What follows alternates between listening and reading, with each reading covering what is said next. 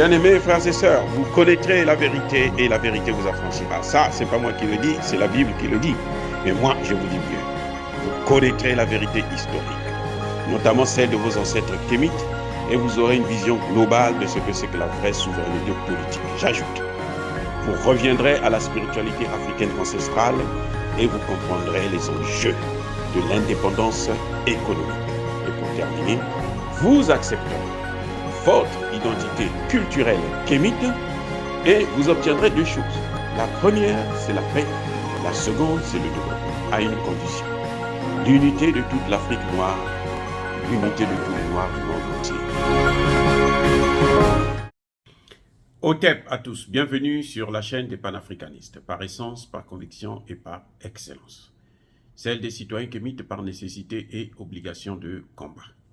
Nous sommes une chaîne qui n'est guidée que par nos ancêtres et rien que par les ancêtres qui appartiennent à l'égrégore du monde noir. Par conséquent, nous ne croyons en aucun Dieu venu de l'étranger. Toutefois, cette vidéo n'est aucunement destinée à inciter à la haine ou à la violence, car nous menons un combat qui est d'abord et avant tout spirituel, intellectuel et démocratique. Ensuite, il est politique, géopolitique et géostratégique. Contre l'impérialisme, le colonialisme, le néocolonialisme et l'endocolona, qui sont tous qualifiés de crimes contre l'humanité. Nous menons ce combat sur la base du principe fondamental que nous avons hérité de nos ancêtres kémites, qui est celui de la Mahat, c'est-à-dire solidarité, vérité et justice. Vous êtes donc en droit de connaître la vérité et nous avons l'obligation de vous dire la vérité, rien que la vérité, afin que justice soit rendue au continent africain. Et ça, c'est notre modeste contribution dans cette noble lutte en faveur de la souveraineté, la dignité, la solidarité et l'unité africaine. Ça, c'est exactement ce que nous appelons le panafricanisme. Bien-aimés frères et sœurs, dans la nuit du 28, donc au 29 novembre 2022, le Centrafrique a été attaqué dans la ville de Bassongoa. Cette ville a été victime de bombardements à l'aide des missiles artisanaux, parce que il faut faire disparaître les traces, il ne faut pas qu'on sache d'où ça vient, qui est le fabricant de ce missile. C'est pour ça qu'ils ont utilisé cette technique. Les avions venaient visiblement du Tchad et sont repartis encore vers le Tchad. Et cette ville de Bassongoa, c'est une ville qui a été la base de l'UPC, un groupe rebelle qui a été, je crois, dirigé par François Bozizé. Mais vous savez quoi? Ils sont venus, ils ont attaqué la base militaire, où il y a aussi, bien entendu, les instructeurs de Wagner, mais ils ont bombardé, vous savez quoi, l'usine de coton. Ce qu'ils sont en train de reprocher en Russie, que la Russie ne fait pas d'ailleurs, puisque la Russie s'attaque aux infrastructures militaires et aux infrastructures énergétiques, c'est ce qu'eux, ils sont en train de faire en Afrique, notamment en Centrafrique. Dans cette ville, cette usine de coton, c'est la seule source, la seule industrie économique. Ils viennent, ils la détruisent. Donc, c'est ce qu'on appelle le terrorisme pur et simple. Pourquoi? Et vous savez pourquoi ils ont lancé cette attaque? C'est la réponse au Centrafrique, gouvernement centrafricain, qui a reçu une délégation du BRICS qui devrait installer leur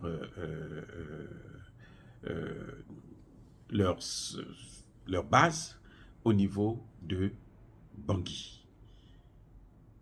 Donc, Bangui va désormais accueillir le siège des BRICS en Afrique centrale. Et il fallait répondre. Qui a intérêt? À qui profite le crime? Qui a intérêt à ce que Bangui retombe dans la guerre? C'est même pas le Tchad. On utilise le Tchad, oui, on utilise le sol tchadien, on utilise certainement le gouvernement tchadien, parce que des avions ne peuvent pas décoller et sortir, aller bombarder, revenir sur votre territoire sans que le gouvernement puisse le savoir. Mais ça, c'est l'œuvre des Occidentaux et notamment de la France. J'accuse, sans hésitation, que c'est la France qui est à l'origine de ces attentats terroristes, et c'est ce qu'on appelle le terrorisme d'État. Et ça ne peut pas continuer comme ça. Oh, bien-aimés frères et sœurs, je veux vous faire écouter un Français qui dit ce que je suis en train de vous dire.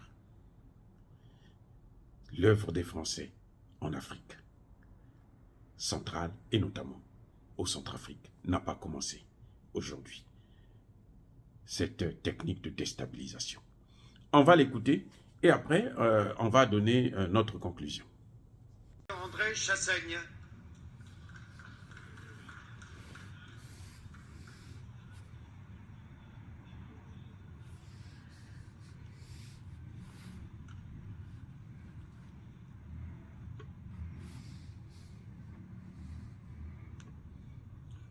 Monsieur le Président, mes chers collègues, messieurs les ministres, c'est avec émotion que je m'associe au nom de mon groupe à l'hommage unanime rendu aux soldats morts en Centrafrique. À peine un an après l'engagement de la France au Mali, notre pays se lance dans une nouvelle opération sur le continent africain. Après l'opération Serval qui devait s'achever en juillet dernier, le président de la République vient de déclencher l'opération Sangaris qui se traduit par le déploiement de 1600 soldats français. Il s'agit de la 50e intervention française en Afrique subsaharienne depuis les indépendances d'il y a 50 ans. Cette intervention en Centrafrique s'inscrit dans une longue lignée d'opérations menées par les troupes françaises dans cette colonie, indépendante officiellement depuis 1960, en proie à la pauvreté, à l'instabilité et au conflit. Autant d'interventions qui n'ont jamais permis de répondre aux maux qui gangrènent la Centrafrique. La Centrafrique, si elle n'est pas dénuée de ressources naturelles, est classée parmi les États les plus pauvres de la planète, occupant la 160e place sur 177 selon le classement de l'indicateur de développement humain du Programme des Nations Unies pour le développement. La France y est le premier investisseur. Il est impossible dès lors de prendre part à ce débat sur l'engagement des troupes françaises en Centrafrique sans ouvrir le dossier de la France-Afrique. Tous les 10 ans ou presque, un président de la République centrafricaine chasse l'autre par un coup d'État, derrière lequel la France n'est jamais très loin.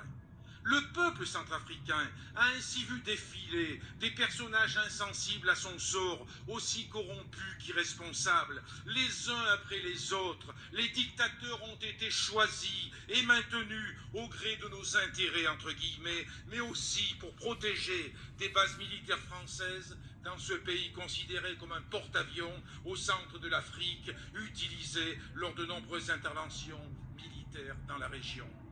La France n'est pas étrangère. Nous sommes à l'Assemblée nationale française. Elle porte une responsabilité historique dans la tragédie centrafricaine. Elle n'est donc pas la plus qualifiée pour intervenir. C'est un paramètre que nous ne pouvons pas ignorer, même si, je le dis clairement, il n'est pas question de tergiverser pour la protection des populations civiles, premières victimes des violences sanglantes qui déchirent ce pays. Monsieur le ministre des Affaires étrangères a déclaré, face à la communauté française de Bangui le 13 octobre dernier, je cite, « Sachez que l'amitié traditionnelle qu'a portée la France à la Centrafrique, nous voulons la manifester de nouveau pour aujourd'hui et pour demain. » Pourtant, Notre histoire commune est marquée par de sombres affaires. Nous gardons en mémoire le pitoyable sacre de l'ancien sous-officier de l'armée française devenu l'empereur Bokassa Ier en présence de la diplomatie française. Malgré ce soutien, le président Valéry Giscard d'Estaing a décidé de débarquer son ancien ami devenu trop encombrant, incontrôlable, qui menaçait nos intérêts pour installer au pouvoir le président David Dacko pour ensuite favoriser la dictature du général Kolingba. Il sera remplacé par le dictateur Ange-Félix Patassé, qui sera quant à lui chassé du pouvoir en mars 2003 par le général Bozizé, un jeu de chaises musicales orchestré par l'ancienne puissance coloniale. Voilà l'essentiel des problèmes de la Centrafrique. Face à la multiplication des mouvements rebelles sous influence soudanaise et tchadienne, les parachutistes français sautent sur Birao, dans le nord de la République centrafricaine. C'est de ce nord musulman qu'est venue en décembre 2012 l'offensive des rebelles de la Séléka qui, le 24 mars dernier, porta au pouvoir Michel Djotodia. Dans un réflexe hérité de l'histoire, le président Bozizé a vainement appelé à l'aide la France avant de prendre la fuite. C'est ainsi que l'actuel président centrafricain est arrivé au pouvoir avec le soutien des rebelles de la Séléka qui sont devenus ses propres ennemis. Michel Djotodia qui en appelait à la France après avoir dissous la coalition rebelle de la Séléka. Aussi, au regard de notre histoire en Centrafrique, on peut légitimement s'interroger sur les différentes motivations d'une nouvelle intervention dans l'ancienne colonie. L'ordre du jour réel du sommet pour la paix et la sécurité en Afrique qui s'est tenu à Paris il y a quelques jours était clair. Avant de parler de paix et de sécurité, Paris et ses alliés du continent africain se sont intéressés à leurs préoccupations économiques et financières. Ce sommet est avant tout une offensive diplomatique pour la sauvegarde des intérêts de la France en Afrique.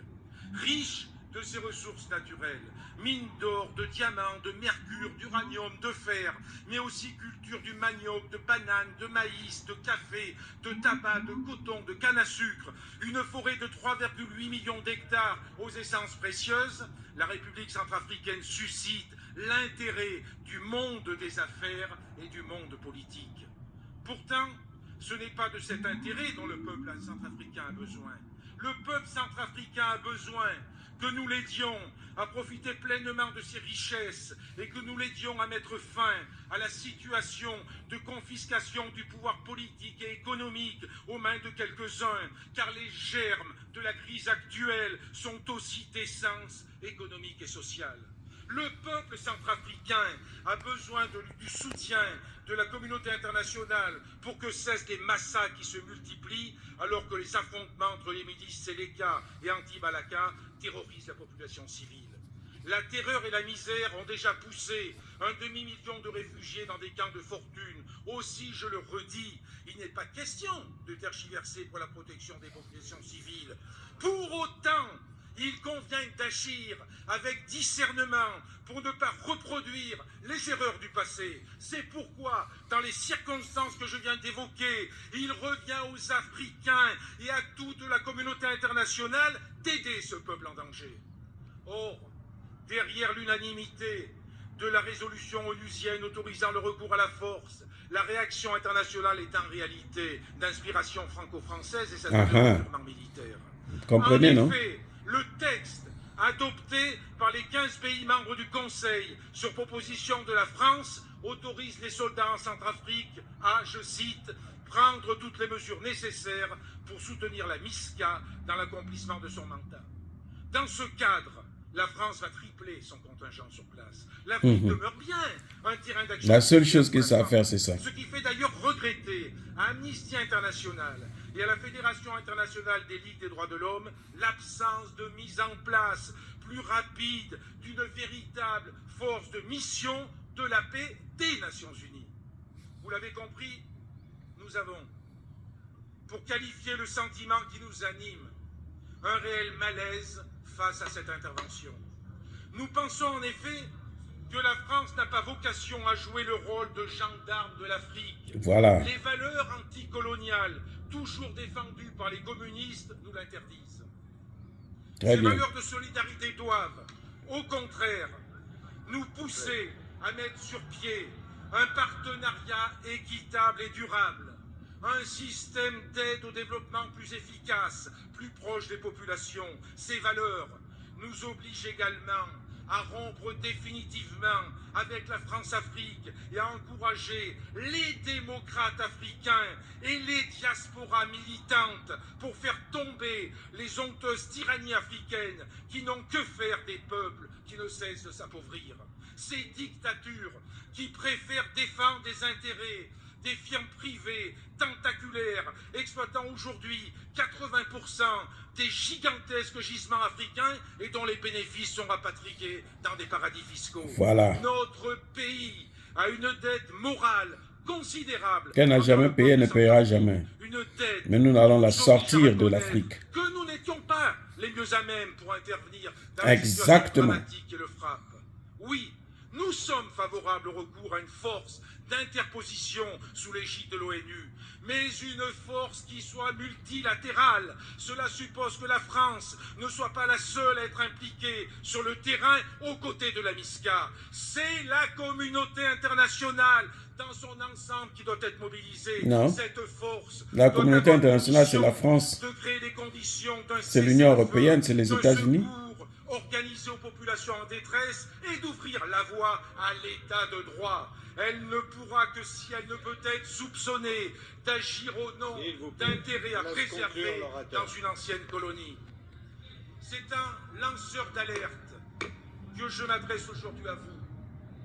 Les interventions militaires françaises vont à contre-courant de l'histoire. Voilà. La mission de Très la bien. France, c'est de défendre la stabilité et la paix des peuples en Afrique.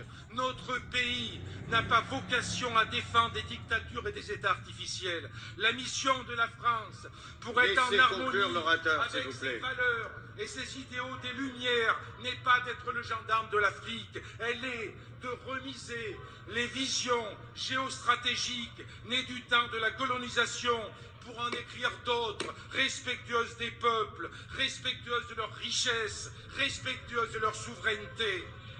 Chers collègues, c'est ainsi que la France grandira. Bien-aimés frères et sœurs, celui que vous avez entendu parler, c'est le député André Chassaigne. Et ce discours date de plusieurs années, je crois en 2013 si j'ai bonne mémoire. Vous savez, c'est comme si ça se passait maintenant. C'est un discours qui est d'actualité. C'est un discours, en tout cas pour le cas centrafricain, il n'est pas dépassé. Il l'a dit ouvertement. Donc ces bombardements-là, ça ne peut venir que de la France. C'est encore la capacité de nuisance de la France qui est en train de se manifester dans cette ville de Bosongoa plutôt. Mais vous savez, ce qui est terrible, c'est de voir un État, un pays, qui est membre du Conseil de sécurité, qui se comporte comme un groupe terroriste. Et c'est ça qu'on appelle le terrorisme d'État. Un pays qui vient terroriser des populations. Entre 1 heure, ça s'est passé entre 2 heures et 3 heures du matin. Ils sont venus, ils ont bombardé. Les terroristes, Bozizé ne peut pas avoir une base aérienne pour avoir des avions qui vont décoller pour venir jusqu'au Centrafrique et puis repartir. Il ne peut pas avoir ça. Oui, il ne peut pas, là. Il ne peut pas, c'est pas possible. Donc ça ne peut être qu'un État. On va accuser, oui, la responsabilité du Tchad est engagée. Parce que le Tchad doit surveiller ses frontières. C'est-à-dire que, et c'est ça que je ne comprends pas, nos pays ont toujours tendance à penser que ce que les Occidentaux font à l'autre, ça ne va jamais arriver chez vous. Ça tourne toujours, ça revient au même endroit. La roue, elle tourne. Et il faut le savoir. Parce que tant que vous ne comprenez pas ça, on sera toujours à pleurer des morts partout en Afrique. Et on sera toujours les colonies. Ils ne peuvent pas attaquer l'Afrique tout entière en une seule fois. Non. On attaque pays par pays, parti par parti. Donc, ce que vous avez vu là, le 28 novembre dernier, c'est bien l'œuvre des mercenaires, de la maudite junte militaire française au Centrafrique. Et c'est en réaction aux relations que le Centrafrique est en train de développer avec les BRICS. Ne soyez pas surpris d'apprendre demain que le Centrafrique a posé sa démission. Ça n'a rien à voir avec un troisième mandat, un quatrième mandat de machin. Aucune justification au monde ne peut expliquer que la France puisse venir terroriser la population centrafricaine. Aucune. Je dis bien aucune. Aucun État n'a le droit de mener des actions terroristes. La France a déjà été accusée par le Mali, et le Mali a des preuves. C'est elle qui ne veut pas voir ces preuves, parce qu'elle sait que le Mali a raison. Donc c'est son travail. Si elle a fait au Mali, c'est ce qu'elle est en train de faire au Centrafrique, et c'est ce qu'elle est en train de faire au Togo, parce qu'elle veut occuper le Togo. C'est le golfe de Guinée, tout ça. Oh, bien-aimés frères et sœurs, dire cela, c'est inciter à la haine ou à la violence. Non. Je reviens encore une chose. Je veux vous dire une chose. Et je persiste et je signe. Soyez bénis par le Dieu des Kémites. Mais que tous ceux qui persécutent le continent africain, tous ceux qui pillent et déstabilisent l'Afrique, puissent être foudroyés, écrasés, maudits, punis, écrasés par nos ancêtres angélisés et par le Dieu des Kémites. Je dis et j'assume.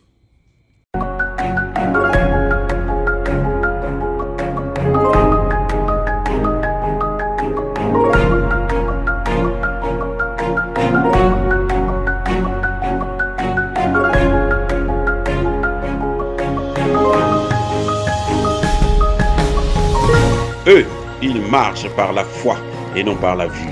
Mais moi, je vous conseille vivement de marcher par la connaissance scientifique et historique, notamment celle de nos ancêtres kémites, par les cinq sens et par l'intelligence. À vous, Apia.